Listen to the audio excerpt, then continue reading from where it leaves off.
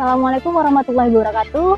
Perkenalkan, saya Dr. Sastra, salah satu ISIP dari Puskesmas Ambunten. Jadi di sini bisa kita lihat bahwa saya berada di Taman Bunga Kabupaten Sumeneb yang berada di tepat Masjid Jami. Cukup panas hari ini, terus banyak juga orang-orang yang lalu lalang.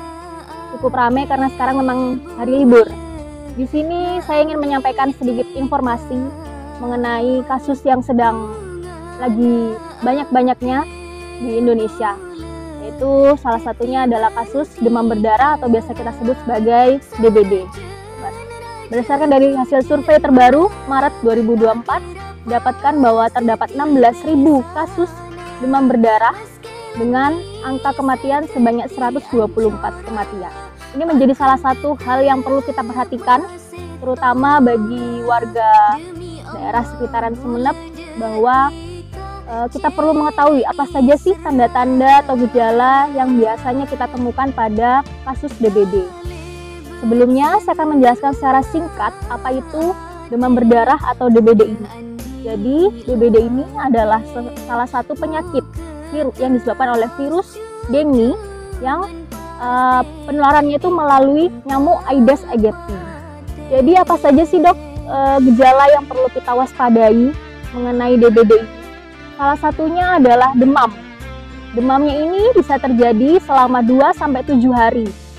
Jadi ada fase di mana dia nanti akan demam selama 2-3 hari, kemudian nanti akan turun, lalu kemudian akan naik lagi. Jadi kalian tetap harus aware apa saja tanda-tanda dari DBD ini. Salah satunya itu demam, kemudian juga bisa kita temukan adanya gejala seperti sakit kepala, mual muntah, nyeri perut, ataupun nafsu makan yang mulai menurun. Nah, biasanya juga DBD ini itu dapat kita temukan berupa ruam-ruam pada kulit ataupun tanda-tanda perdarahan lainnya seperti ada mimisan, muntah berdarah, ataupun BAB yang berwarna merah, atau biasanya kita juga temukan BAB yang berwarna kehitaman. Lalu bagaimana sih dok kita harus menangani atau kita temukan tanda-tanda dari DBD ini sendiri? Maka kalian itu harus segera datang ke pelayanan kesehatan terdekat atau puskesmas ataupun juga klinik praktek lainnya. Nanti kita akan lakukan pemeriksaan mulai dari ngecek, melakukan pemeriksaan lab dan lain sebagainya supaya penanganannya juga lebih cepat. Ditangani dengan cepat maka pengobatannya juga diberikan secara cepat. Lalu apa saja sih yang perlu kita berikan pada orang-orang yang menderita DBD dok? Sebenarnya pengobatan yang utama daripada penderita DBD ini adalah cairan yang cukup.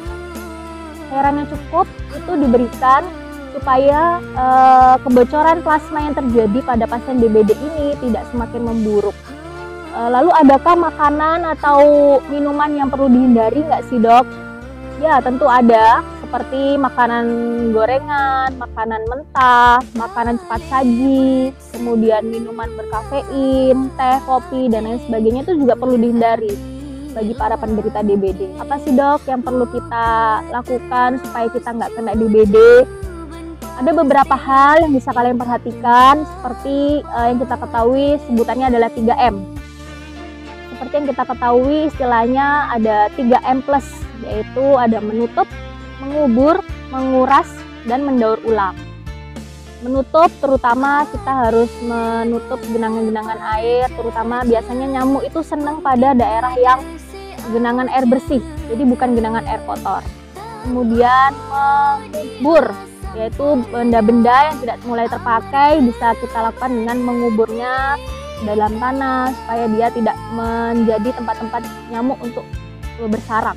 Kemudian yang ketiga itu ada menutup, jadi kita perlu menutup bak-bak tempat air yang bisa menjadi sarang-sarang jentik nyamuk seperti itu.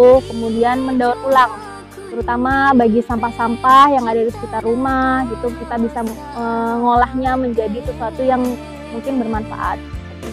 Dan juga ada salah satu yang perlu kita aware, terutama kita sering sekali menggantung pakaian-pakaian di balik pintu ataupun di kamar. Itu juga merupakan salah satu tempat nyamuk untuk tinggal seperti itu. Karena biasanya bau keringat dari badan kita itu akan mengundang nyamuk untuk datang atau hinggap di situ.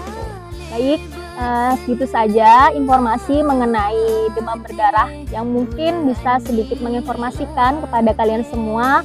Semoga itu bisa menjadi salah satu informasi maupun pengetahuan bagi orang-orang di sekitar Kabupaten Sumeneb. Terima kasih. Assalamualaikum warahmatullahi wabarakatuh.